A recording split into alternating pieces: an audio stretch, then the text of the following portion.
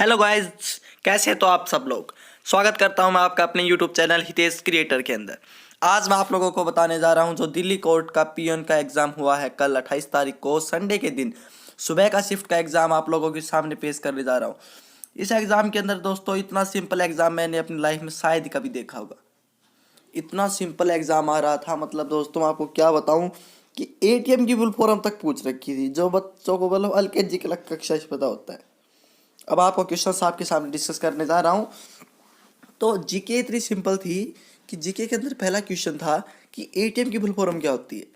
अब उसके आप फुल फॉर्म आपको तो पता ही है, फिर भी किसी दोस्त को अगर नहीं पता हो तो एटीएम की फुल फॉर्म होती है ऑटोमेटिक टेलर मशीन। दूसरा नंबर का जो हमारे पास सामने दूसरा क्वेश्चन आया था वो है dry ice. What is dry ice. अब ड्राई आइस तो सभी को पता है कि CO2 होती है, लेकिन कौन सी CO2, सॉलिड या फिर लिक्विड। तो इसका करेक्ट आंसर आएगा सॉलिड CO2। अब हम बढ़ते हैं अपने तीसरे क्वेश्चन की ओर। तीसरे क्वेश्चन में दोस्तों उन्होंने पूछा कि फोटोसिंथेसिस प्रोसेस के अंदर सबसे इम्पोर्टेंट जो गैस होती है वो कौन सी होती है।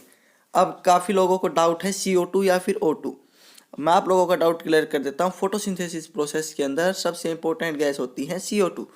कार्बन डाइऑक्साइड पेड़ लेते हैं और छोड़ते वही है। दोनों CO2 गैस कंपलसरी है फोटोसिंथेसिस प्रोसेस के अंदर। अब अगला क्वेश्चन जो आ रहा था वो था हमारे राष्ट्रपति जियों के ऊपर। उन्होंने पूछा कि जो हमारे राष्ट्रपति प्रणब मुखर्जी है वो हमारे देश के क्या है।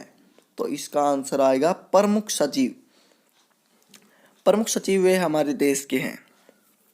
अब इसके आगे क्वेश्चन उन्होंने पूछा कि जब हमारा देश स्वतंत्र हुआ उस समय भारत का मुख्य नेवी कमांडर कौन था। अब इसका आंसर कई लोगों ने विपिन रावत किया था, लेकिन इसका आंसर विपिन रावत नहीं आएगा। मैं तो दोस्तों आपको यही कहूँगा जो जीके पे आपको ज़्यादा ध्यान देने की जरूरत नहीं है।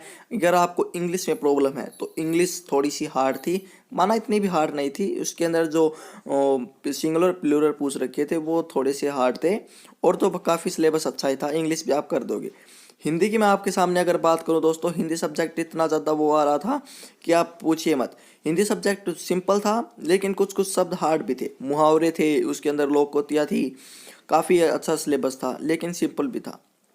इसके बाद मैं आपके सामने बात करने जा रहा हूँ मेन टॉपिक मैथ्स की। अब आप पूछेंगे मैथ के अंदर सर अर्थमेटिक आ रहा था, एडवांस आ रहा था, क्या आ रहा था। तो मैं आपको साफ बता दूं कि मैथ्स के अंदर 25 क्वेश्चन थे, सभी के 25 थे, सभी सब्जेक्ट्स के। मैथ के अंदर 25 क्वेश्चन थे, जिसके अंदर से 15 क्वेश्चन तो अर्थमेटिक्स के थे, और 5 क्वेश्चन थे एडवांस के, और 5 क्वेश्चन थे ट्रिग्नोमेट्री बेस के ऊपर।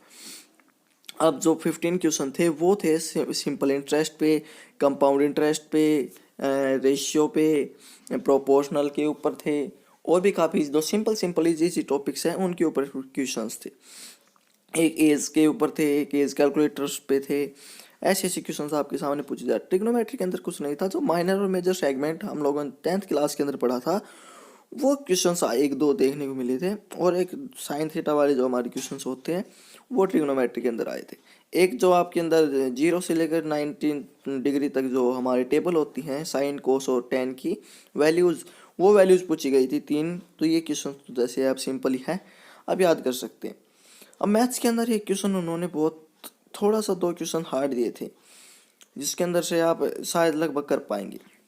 तो दोस्तों यही था दिल्ली कोर्ट पीएन के एग्ज़ाम का सिलेबस और 28 तारीख के सुबह की शिफ्ट का एग्ज़ाम पेपर। तो आशा करता हूँ आपको वीडियो अच्छी लगी होगी। वीडियो अच्छी लगी हुई तो लाइक शेयर सब्सक्राइब करना ना भूले। जय हिंद।